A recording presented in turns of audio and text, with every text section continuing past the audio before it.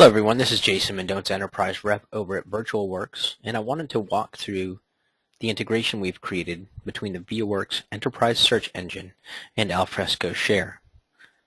Some of you have seen parts of this already, but it's new to a few of you, so I'm going to try to cover everything from start to finish.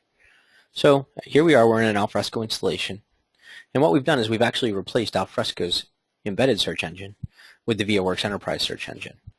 I'm going to do a search for star.pdf star, and the results that come up are only the results that are actually in this Alfresco installation. As you see, I'm on all sites. We've added a couple of things, but this is in fact Share. You can see that there's some information on the left. What I'll do is I'll click on Enterprise Search, and the results that come up are expanded quite a bit. Now, if you take a look, we've actually added these refiners, such as date modified, sources, document type, and file extensions. These refiners are actually customizable or configurable. So you could add, for example, author, document author, if you wanted to be able to search for content that, say, only you had created or somebody else had created, and you could filter that way.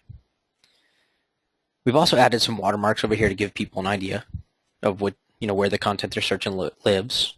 And when there's a viewer installed, such as in Alfresco, then we've actually added the thumbnail. So now let's take a look at the sources.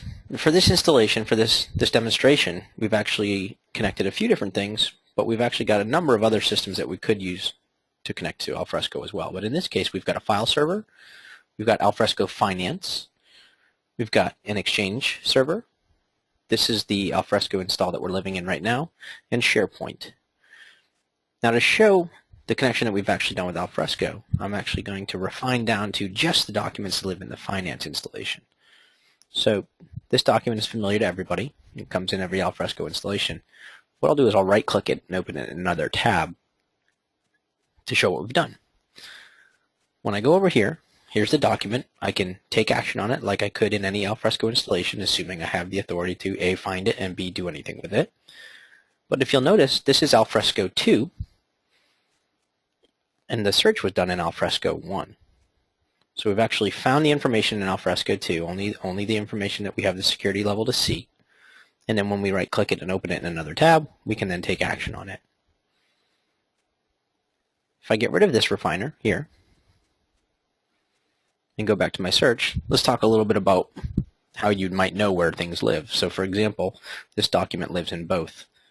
In this case, we've actually created a very easy way to identify this is in Alfresco Finance and this is in Alfresco Marketing. We've also added some of the metadata, the site that it lives in, the size, modified date, and since we're capturing quite a bit of metadata, this is all also configurable or customizable.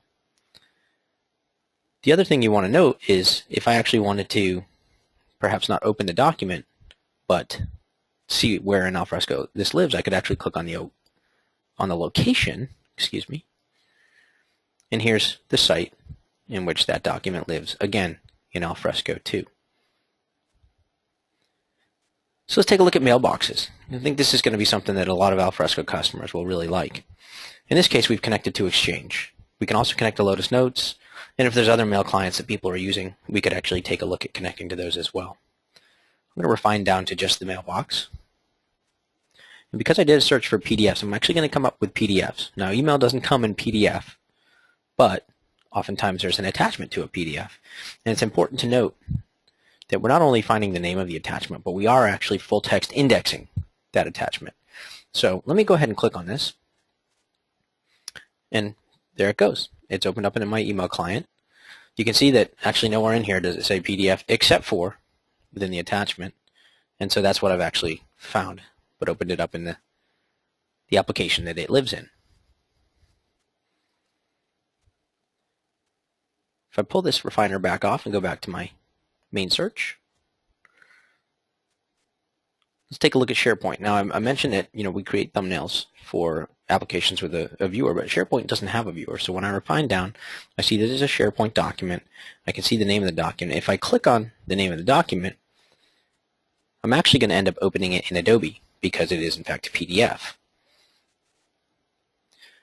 So there, I found that piece of content. I could take action on it in the application that it was hosted in, or that it lived in, excuse me, such as Adobe in this case, or if it was a .doc, Microsoft Word, for example.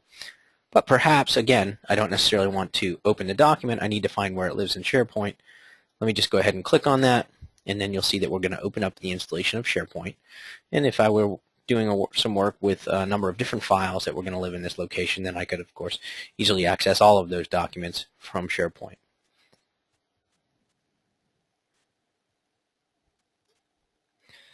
One of the other neat things that we've actually added, and we'll use the file server as an example, is we've actually added the navigator. So if I know I'm looking for a piece of content that lives in a file server and I just couldn't find it, I did my search here, I've actually got the navigator, and I could say, oh, okay, I know that piece of content lives in Apollo, the Apollo folder, so I'll click on that folder and I'll refine my search down to just that folder. So I don't have to go hunting through a file server to find that family tree and get down to the right folder level. I can actually do it from Alfresco.